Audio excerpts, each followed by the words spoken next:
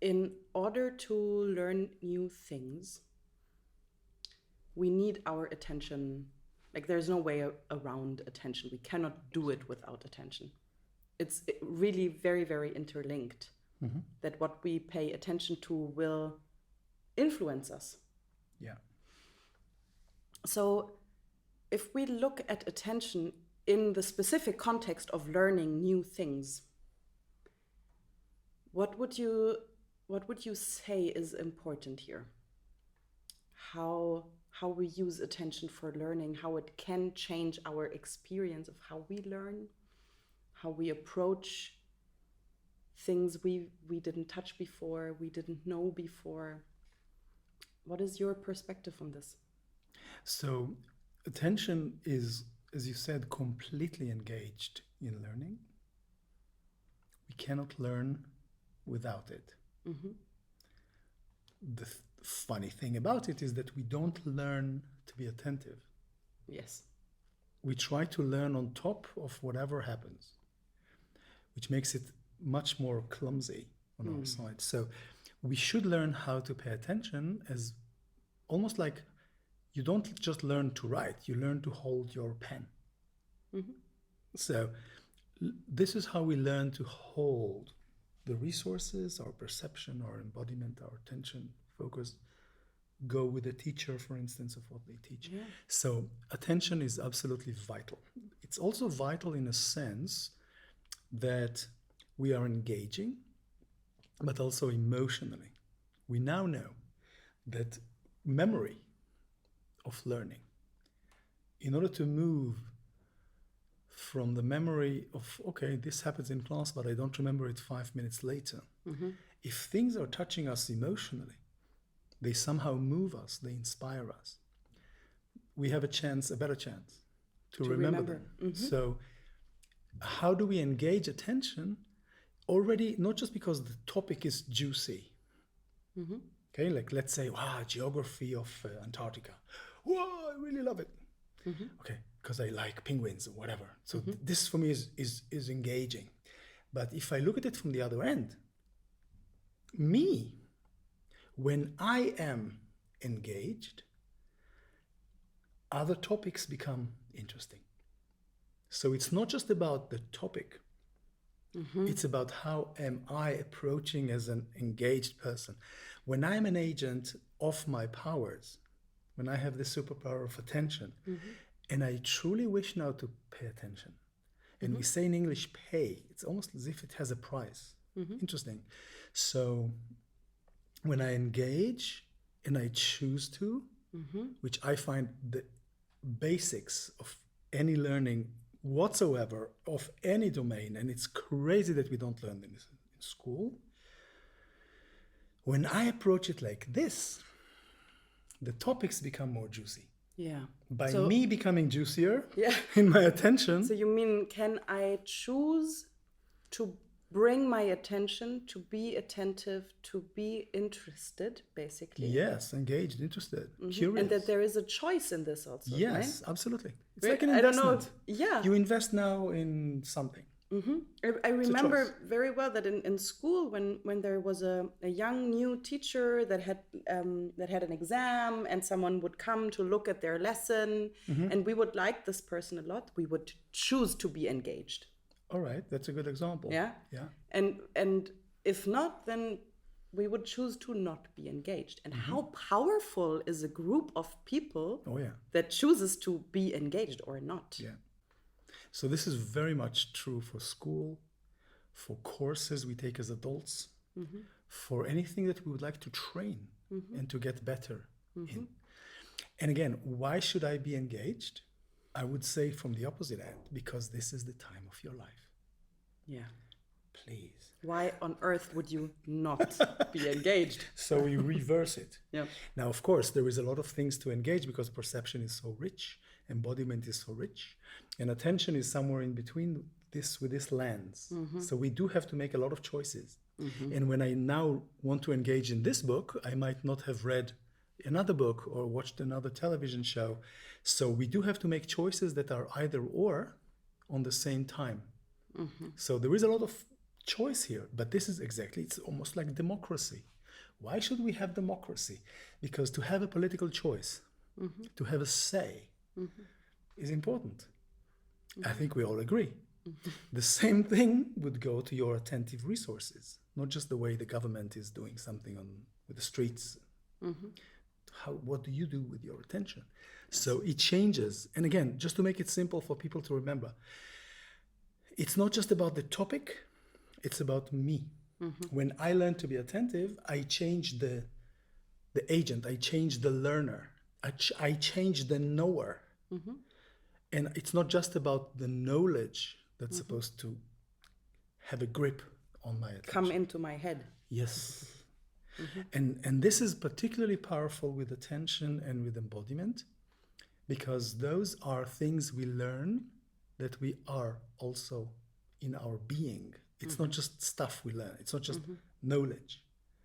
And the knowledge has to be tapped in a very specific way that starts to touch who you are in your being and enhance it. So when we breathe, when we train, when we do something with the body, I enhance the body experience.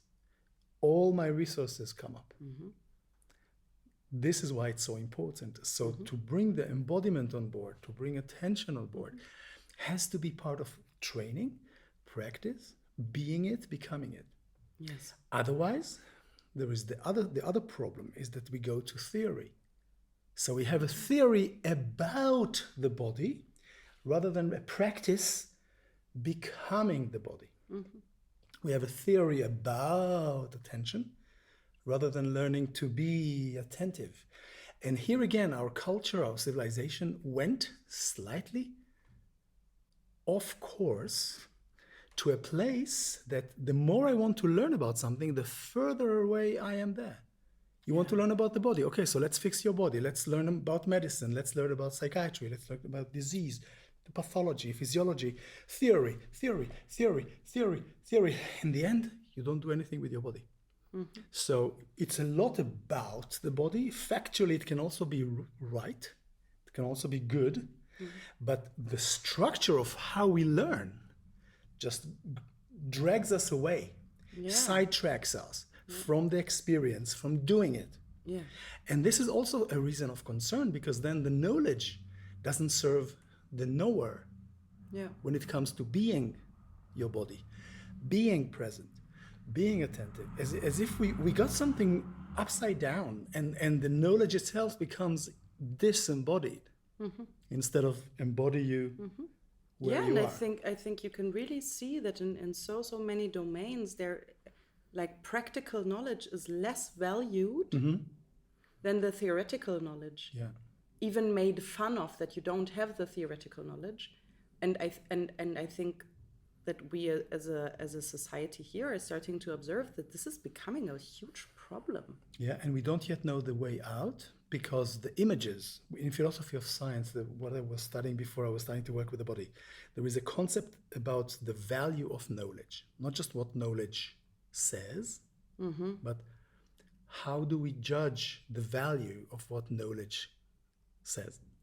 So there are good knowledges and bad knowledges. There is astronomy, astrology, this is science, this is not. So the question, when you take it like this, is the image of knowledge. If the embodied image and the image of attention, nowadays, thanks God, with meditation and yoga and Qigong and others, we start to have more respect. Alternative medicine, complementary medicine, it starts to have more respect. People can understand and work with it. It's already a good step. But the image is still that theory is important. Practice, and people sometimes don't know this. Historically, this goes back to the demographics of the Greek polis. There was the people that were rich and had time, and they did theory. Practice, or techne, was what the slaves were doing. Only in the Renaissance and the modern era, it starts to come. Experimental science came together as something that you practice and something that you theorize about. But this is a very late development, and the idea still is that theory is the real thing. And practice is, Oh, you have 30 years of experience? Who cares? You didn't study. Yeah, true. Yeah, absolutely. So we meet this in all kinds of ways. In the Middle Ages, it used to be called scholastics. And scholastics meant that those people sit in the ivory tower, philosophize or theorize or work with theology about all kinds of very interesting things. Deciding women were not really people, for example. One of the good theories they came up with. And totally divorced from nature, and still divorced from the body, still divorced from how we are attentive now. Yeah. So there is a huge transformation that I would expect in the coming generations. If we are to survive as a species, we should expect a huge transformation in the value of knowledge and how we look at the knower, which is the little me, and how do we look at the interaction with knowledge, and how do I start to work in between these two. And without attention, back to the beginning, no chance of this to work. Without embodiment, no chance of this to work. Every time we will try to know, we will get more further away from what we try to know. It's a tantalic frustration. It's very, very difficult to handle because you constantly, you know more and more about less and less, and you are less and less there. Very, very difficult challenge. And there is something that just has to change in the way we perceive knowledge, and something has to change in the way we perceive ourselves as knowers. And it's not that I have all the answers, of course. We are all scratching the surface and trying to work in different ways with it. But this has to be something we debate on. Yes, I wholeheartedly agree. Good, so we can get there. We will get there. So touching those things, we are going to look at the workshop as well. Yes, and do, because now we're also talking and think, yes. But it's so lovely. But it's juicy subjects. Yes, very juicy. And we will get very practical about it.